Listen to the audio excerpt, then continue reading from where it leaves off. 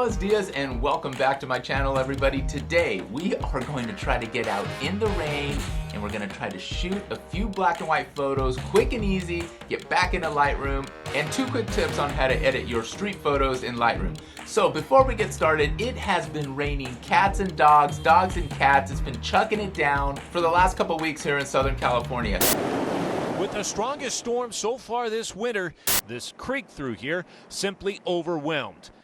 The hills are so saturated with this rain that we've actually seen some of the hillside fall into the water. So I know that other weather is much more destructive and cumbersome, and it's actually just not that cold, but it's California cold, as I like to call it. However, I have been wanting to go shoot in the rain. I just haven't been able to get out and do that. So today was my attempt to get out and do that street photography and get that work in and make sure that I'm always progressing as a photographer. So me and my buddy Wes, we went down to downtown Fullerton, our local area, our local downtown, and I was hoping for some rain, but it just wasn't happening. What I had in mind was a lot of popping umbrellas against different surfaces, and I was gonna try to capture all that. And well, it didn't turn out too bad, and we weren't going to spend a lot of time. So we got to downtown. One of the first images that I took, I was actually getting some test shots off, and then I noticed out of the corner of my eye a runner coming down the street towards us. At the time, I was actually facing a building with glass doors, and I didn't have time to turn around, so I just shot the runner through the reflective glass. And yeah, I think the image turned out okay. I played a little bit with it in Lightroom. It's not the best image. It has that bright marquee for all of the offices in the building in the background. That's that kind of rectangular white piece in there. I kind of dig the shot. It was the first shot of the day, and that was shot number 1. Then we proceeded to walk just catty corner across from where we were, and I was looking to walk into and towards this courtyard area. And lo and behold, Wes ran into another Instagrammer shooting on the EOS R, and Wes just happened to just purchase the EOS R, so they were commiserating. We exchanged Instagrams. Cool dude, Adam, keep doing your thing, and hope to see you more on Instagram. But nonetheless, we moved on. I moved into the courtyard. I took a few shots. I wasn't completely happy because I was shooting at high ISOs. That means a lot of grain was involved, and I'm really working with that. It's like, as a newer photographer, that struggle is real, and the more you get practice in those types of environments, even though the sun was covered by a lot of the clouds, there was a nice filter outside. The courtyard, as courtyards are encompassed by the building, and it was just a little bit darker in there, so the ISO had to go up, or the shutter speed had to go down, or I had to shoot wide open on the f-stop. Light was what I needed. But a few of the shots I did enjoy, or at the very least that I attempted, was this shot of the stairs that leads to the second story of the courtyard. I wish that, yes, there was somebody coming down or going up the stairs that I could give that scale, but I think the shot turned out okay. Very grainy, but converting it to black and white at least gives you an idea of what you wanted, and you can keep that as a test shot. So for future reference, go back and you keep working. Now I can go back, I have a reference shot, and I know what I want, and maybe I can capture somebody going up or down those stairs with better settings. So that's always a good thing, never a waste of time. Reference shots are key. I also shot these little alcoves. There was a set of 4 of them. I didn't really know what I wanted there. I know I wanted to kind of keep them symmetrical, so I did frame them out and crop them. Right above me, I did have a chandelier that was casting a shadow, and to the naked eye, it looked really good. I just couldn't make it pop in camera, and I was trying to work with it in Lightroom a little bit, but in the end, I was just focused on the 4 little alcove areas. Nonetheless, I was happy taking the shot in kind of this confined area because I did a 180 and turned around. There was a gentleman in an office room, or I don't know what the actual other side of that window or glass was, but he was in the waiting room on the cell phone, and I just liked that spot or that area. It had a super bright light that was actually popping up from the bottom towards the left upper corner. So I muted that a little bit, but I wanted to keep the image true to what was in it, so nothing was taken away. It was a quick edit in Lightroom.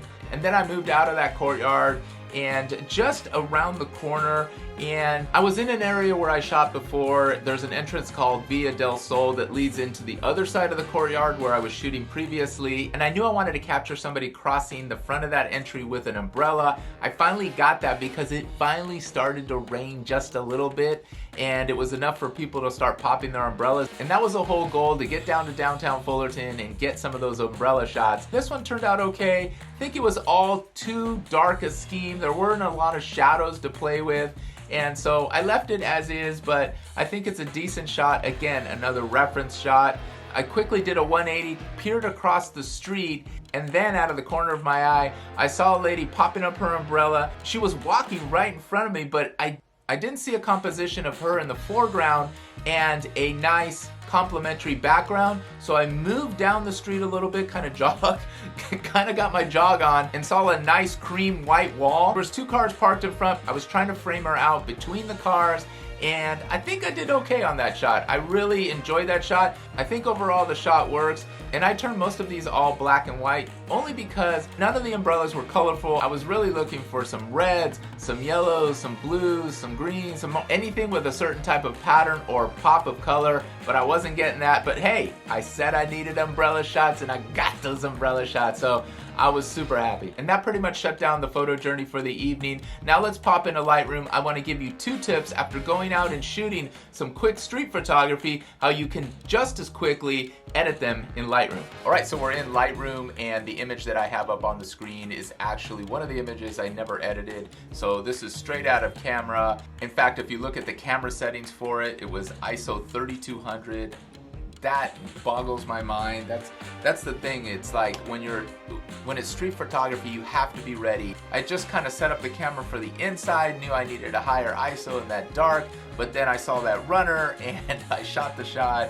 And you know, you got to do what you got to do when you're going to try to capture something in the moment, and that's okay. There's a lot of things wrong with this image, but there is a lot of things that could have been right with the image, and that's what you need to put back in the memory bank for future photo sessions. So in this case, there's 2 things. These are the quick tips that I just want to show that anybody can do, whether it's in Lightroom and or any other editing software, is utilize the presets that you already have. There's no need to go out and buy presets from anybody. Use what you have. They're like filters that you would see on Instagram. Use that as at least a baseline point, and then you can start figuring out what your style is going to be, but at least you have a base point if you don't know where to start.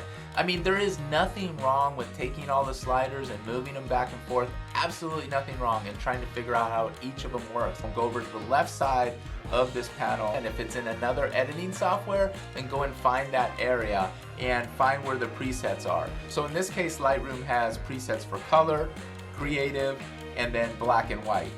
And then there's some other curve, grain, sharpening presets, but we're not going to touch those. My first tip is to utilize one of these. I was primarily looking at this image saying it has a lot of nice color, but there's a lot going on. The composition isn't great. My focal point, or my focus, is definitely on that runner, so I want to make him stand out and then try to find a composition in there. I'm going to utilize one of the black and white presets, and I'm going to go through each one. I'm going to click on black and white landscape and see what that looks like. Straight out of camera, that doesn't look too bad. Doesn't look too bad. And the reason going to black and white can save some of your photos, it's a contrasty yin-yang type of image. You just have your darks and you have your lights, and that's all you're looking at. There's no color pop there. There's no color to be distracted by, so sometimes shooting in black and white is just a simpler process, but definitely black and white, you can get really intricate in the edits that you might do. So let's move on. Let's look at black and white high contrast. So it's a little bit lighter. Black and white punch, low contrast, flat, soft,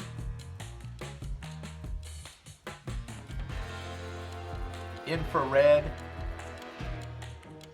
selenium tone, sepia tone, and a split tone. Let's go back up to landscape. I kind of like that one right out of the box. If you look at high contrast, not bad, but the runner starts to disappear a little bit into like the bottom half of his body, into the bushes and into the dark trash can that is there.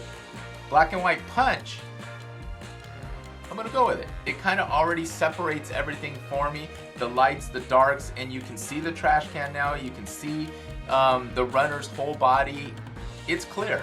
Now, while the shot itself is not clean, this image, the way it's set up, not bad. If you look in the background, you see a lady that's pushing a shopping cart. If I had the time to wait, I would have loved for her to be more forward into the frame, and then that would have been two nice elements to kind of separate each other, more of a foreground object and more of a background object. But at least we have a piece of that shopping cart we can kind of work with as kind of a visual aid.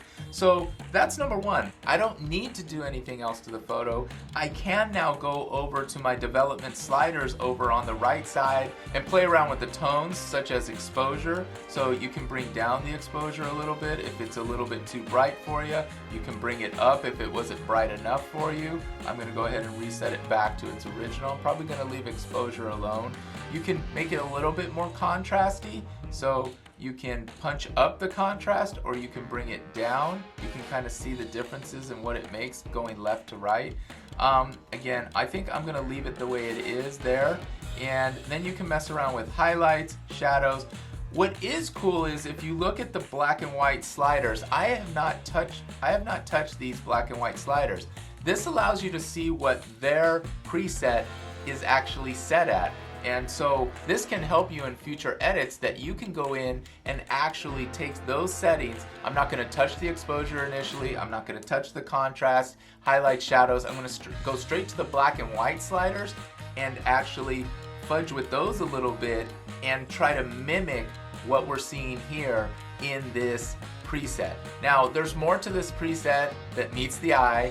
I understand that, but as a starter, get it there and then start playing with it, and then in the future you can kind of start making your own presets for your own photos. Okay, so I'm actually going to leave the image here. I could probably do something with the sky. It's way blown out. There's other parts. If you look at the histogram up here on the right, you can see that we've blown out some of our highlights, but that's okay. For this image, this is a good place for learning. Let's go on to tip number 2. So tip number 1, utilize the presets that you have in your editing software and just select the one that you want and then kind of use that as a baseline point. Quick tip number 2 is to go ahead and crop the image and try to get that composition the way maybe you would have liked to have seen it in camera, but you just didn't have time. Sometimes what I like to do, instead of taking the crop overlay tool here in the right side of the development tool, what I like to do is just kind of pinch and zoom and open up the image a little bit and kind of look around the image on what I might want to see the image look like. So I kind of scrub it up, scrub down, move left and right. I kind of like the way this looks here. And at this point, you might want to start thinking of some of the photography rules, but you don't have to. I mean, sometimes they work, sometimes they don't, sometimes you just do not have time for that. In this case, in the editable version of this image, I'm going to kind of put them over to the left side of the screen here. I'm going to go ahead and do the crop overlay. You can keep it true to its aspect ratio as it is. You can also come over here where it says crop and straighten underneath the tools area, hit original. You have a list of default aspect ratios. I like to go 4:5 a lot of times. And if you click X on the keyboard, it actually rotates your aspect ratio. I'm gonna go ahead and just bring it in a little bit more, move it over to the side, get them at that first third. Yeah, I kind of like that right there. Bingo, gonna hit done. I kind of like that full frame. Yeah, looks good, looks good, looks good, looks good, looks good. So that's it. Export it, put it on the gram, and you are good to go, or put it in your portfolio. Wherever you house your photos, print them, celebrate them. Just keep learning. Hopefully that was helpful. 2 tips to quickly edit your photos. 1, use the presets that are already in your editing software, and 2, crop the image to your liking to get the composition that you want. and then you are off to the races, and then you can continue to iterate and just get better. In fact, why don't you come back to this channel and we'll get better together, because that's what this channel's about. It's a learning journey for film, photography, tech, and we got the vlogs coming. All right, guys, remember, always sprinkle a little bit of fun in your life, and when you're having that fun, remember to always keep it fun enough. Until the next one, outro, bing!